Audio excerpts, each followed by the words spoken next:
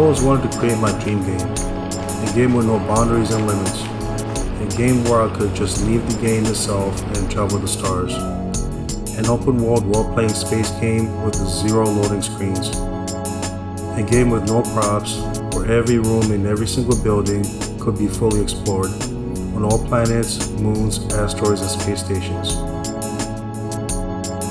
When I was younger, I used to go out of bounds in games and explore unfinished levels. I didn't like the limitations of games and always wanted to explore beyond the horizons. In 2020, I began that journey of creation. I'm currently working on my first game, Atlantica Worlds, set mostly in the fictional Atlantica Galaxy. When I first started, I knew nothing about game design and development, or 3D art for that matter. I had some web development experience and I had been world building the Atlantica universe for over a decade before the pandemic hit. I had this passion long before I started working on my dream game. I just never thought I would be able to create anything of that magnitude. This journey hasn't been without its challenges. Atlantica Worlds is by far the most difficult project I've ever had to work on, but it's a passion project. There have been many times that I've quit working on the project, but days, weeks, or months later, I found myself back at the helm to fly this ship. Atlantica Worlds has its limitations.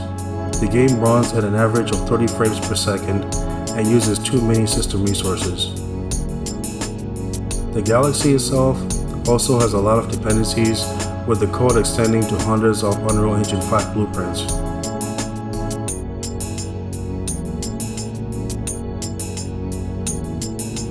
I've created the Atlantica Galaxy project to solve some of these problems, now that I've gained half a decade of game development experience. I'm creating the galaxy in one single blueprint that is self-contained and modular, so I can easily transfer it to any of my other game series. I'm starting off with the bare bones basics of creating hierarchical instant static meshes that I can update in real time using the least amount of resources possible. This devlog series will showcase my work throughout that journey.